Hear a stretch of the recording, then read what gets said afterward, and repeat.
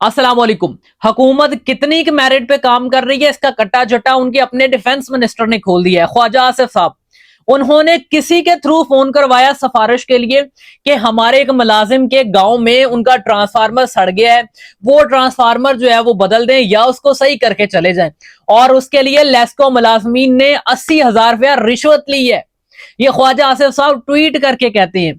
और आप खुद सोचेंगे, जिस मुल्क का डिफेंस मिनिस्टर है और उसकी बात नहीं मानी जा रही और वो भी किसी की सिफारिशात करवा के अपने किसी मुलाजिम के गांव की बिजली ठीक करवा रहा है और उसके बदले में भी 80,000 रुपए का चूना लगवा रहा है, तो आप सोचे कि एक आम आदमी का हमारे मुल्क में क्या बुकत रह गई है और एक आम आदमी कितना अपने लिए जो है वो काम करवा सकता है। वो पहले हम सुनते होते थे कि जब तक आपके कोई अफसर जो है वो यार बेली नहीं है, जब तक आपका कोई एमपी एमएनए जो है वो आपके डेरे पे आके चाय पानी नहीं पीता, आपकी बात नहीं सुनता, तो आप पाकिस्तान में फजूल हैं।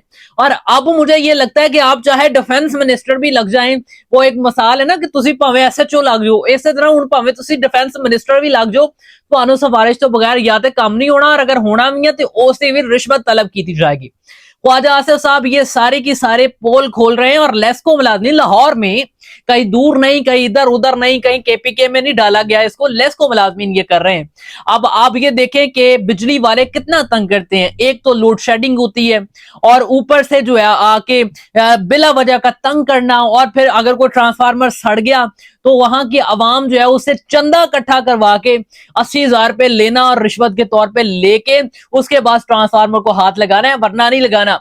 वरना तुसी जो मर्जी कर लो, नौकर है, नौकर की तो नखरा की। वैसे ये भी मिसाल बनती है यहाँ पे कि अब हम क्या कर सकते हैं। चूना अगर ख्वाजा आसिफ साहब को लग सकता है तो हम किस खेत की मूली है। हमारे साथ तो फिर हमारे लितर परेड भी करेंगे यहाँ पे, हमारे जो है वो कपड़े भी नोचेंगे, हमारा खून पसीना भी बहाएंगे यहाँ पे, और पता ही नहीं चलना क्या जंगल का कानून बन चुका है, जो हम मर्जी करते फिरें। ख्वाजा आसिफ को लूट लिया है तो कल हमें भी लूट लेंगे और परसों किसी और को भी लूट लेंगे। और मुझे तो यहां तक खदशा लायक होना शुरू हो गया, कहीं ये ना हो कि सीएम मरियम नवाज साहिबा को ना लूट लें। और लूट रहे हैं नीचे, ये अभी फैसलाबाद की मिसाल उठा के देखे, सुतरा पंजाब की, पैसे लगाए 1 अरब रुपए की करप्शन हुई है फैसलाबाद में। अब आप इससे अंदाजा लगा लें कि किस तरह से चूना लगाती है निचली अवाम भी। फिर कहते हैं कि जैसी अवाम वैसे हुक्मरान, तो फिर हम क्या कर सकते हैं यहाँ पे। खैर, ये हालात हैं। जहां का डिफेंस मिनिस्टर बेबस हो चुका है, वहां की अवाम कितनी बेबस होगी, ये वज़ीर आज़म शहबाज शरीफ साहब को जरूर जानना होगा। एक मिसाल तो आपने सुनी होगी कि शादी का लड्डू जो खाए वो भी पछताए, जो ना खाए वो भी पछताए। यहाँ पे ये मिसाल उल्टी फिट हो गई है।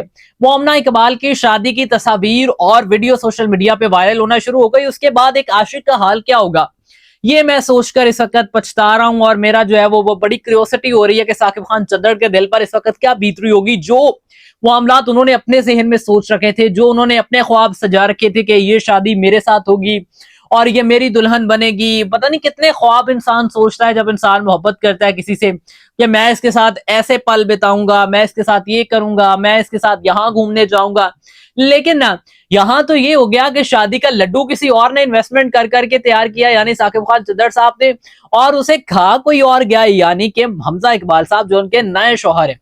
अब यहाँ पर साकिब खान चद्दड़ साहब की जो है वो क्या तबीयत होगी, क्या वो इस वक्त फील कर रहे होंगे, ये तो वो जानते हैं या अल्लाह जानता है। लेकिन मैं ये सोच रहा था कि जिस तरह से इन्वेस्टमेंट उन्होंने वापस मांगी, कि अब शादी के बाद वो मजीद सख्त गुस्से में आएंगे और वो ये कहेंगे, जिस तरह से बकौल मोमिना इकबाल के उन्होंने धमकियां लगाई हमें जान से मारने की, जबकि वो कहते हैं मैंने कुछ ऐसा नहीं किया, मुझे ब्लैकमेल किया जा रहा है। तो मैं ये सोच रहा था कि क्या अब जो है वो फिर से कोई धमकियां शमकियां लगाई जाएंगी, ये मामला रफा दफा किया जाएगा, क्योंकि ऑलरेडी मामला जो है वो बैठ रहा है, इसमें कोई प्रेशर नहीं आ रहा। मामला जो है वो ना एनसीसीआई की जानिब से नई अपडेट्स आ रही हैं, ना तो साकिब खान चद्दड़ को दोबारा बुलाया जा रहा है, ना वो मोमिना इकबाल साहिबा इस पे खासा ज्यादा बोलती। हाँ, उनकी बहन ने एक तो इंटरव्यूज दी है जिसमें वो तो अपने आप को पारसार मासूम साबित कर गई। मैं आपको बार बार कहता हूं कि ताली दो हाथों से बजती है, क्यों नहीं समझते आप ये। और 4 साल से जो है वो ताली बज रही थी, तब जो है वो बात जो है वो उसे टाल के कहा जा रहा है ये मासूमाना है।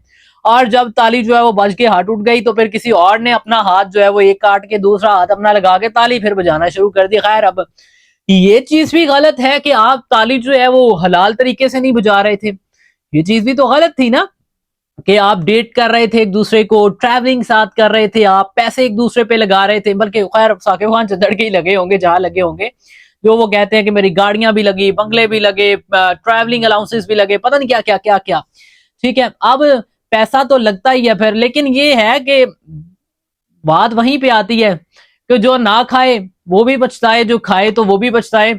आप देखते हैं कि साकिब खान चद्दर की जानिब से क्या, वैसे अब जब से ये सोशल मीडिया पे ये वीडियोस और तस्वीर वायरल हो रही है, कोई साकिब खान चद्दर का कोई एक्स्ट्रा किस्म का बयान तो नहीं आया, लेकिन ये है कि कुछ ना कुछ तो दुख तो होता है कहीं ना कहीं, ये तो फील होता है ना, क्योंकि इरमान सोचे होते हैं मैं इसके साथ ऐसा हूंगा, और फिर वो किसी और के साथ ऐसा हो जाता है। खुदा खुदा इस इश्क से बचिए। वो क्या चीज है यार ये, मतलब अब ये किसी शायर के पास बैठ जाएंगे, वो इश्क की पता नहीं क्या क्या कहानियां सुनाएगा। खैर, अब क्या कह सकते हैं, अब पछताए क्या हो जब चिड़िया चुग गई खेत।